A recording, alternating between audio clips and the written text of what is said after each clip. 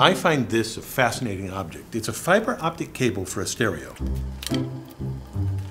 If I shine this laser pointer down the cable, it guides the light out the other end. These cables are used to connect our world today and are capable of transmitting information across countries and oceans. But first, let me show you how it works. I have a bucket that I've modified with a window in front. And on the other side, I put a stopper in this hole right here. I have a bottle of propylene glycol with just a little bit of creamer in it. A ring stand. And of course, a laser pointer. Now, keep your eye on this plug when I turn out the lights.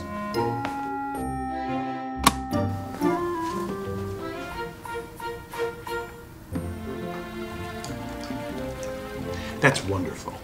The light follows the liquid flow all the way to the bucket. Amazing. It does this because of total internal reflection.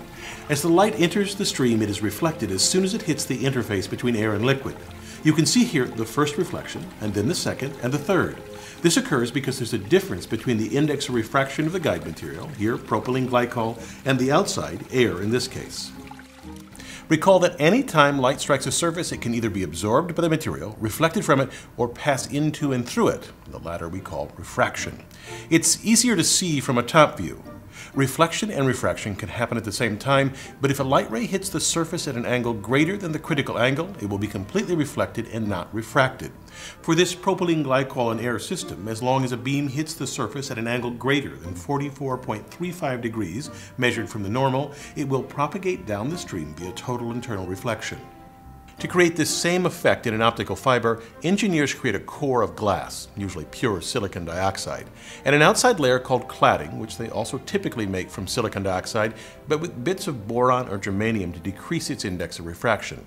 A 1% difference is enough to make a fiber work. To make such a long, thin piece of glass, engineers heat a large glass preform. Its center is the pure core glass and the outside the cladding. They then draw or pull a fiber by winding the melt onto a wheel at speeds up to 1,600 meters per second.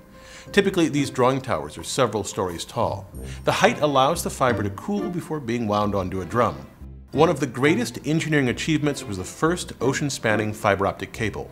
Called TAT-8, it extended from Tuckerton, New Jersey, following the ocean floor over 3,500 miles until branching out to Whitmouth, England, and Ponmarsh, France. Engineers designed the cable carefully to survive on the ocean floor.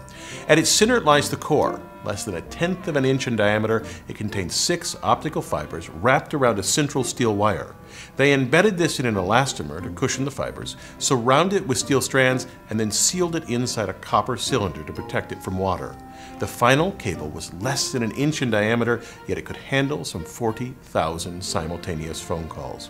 The essence of how they send information through a fiber optic cable is very simple. I could have a prearranged signal with someone at the other end. Perhaps we'll use Morse code, and I just block the laser so that the person at that end sees flashes that communicate a message. To transmit an analog signal like voice from a phone call along the cable, engineers use pulse code modulation.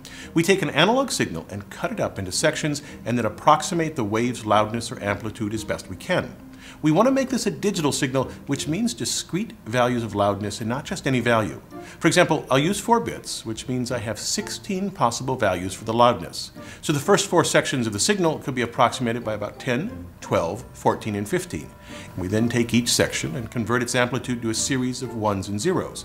The first bar of value 10, when encoded, becomes 1, 0, 1, 0. We can do this for each section of the curve. Now, instead of looking at the green waveform or even the blue bars, we can think of the signal as a series of 1s and 0s organized by time. And it is that sequence that we send through a fiber optic cable, a flash for a 1 and nothing for a 0. Of course, the exact method of encoding is known at the receiving end, so it is a trivial matter to decipher the message. Now, you may be wondering how a laser pulse can travel nearly 4,000 miles across the ocean.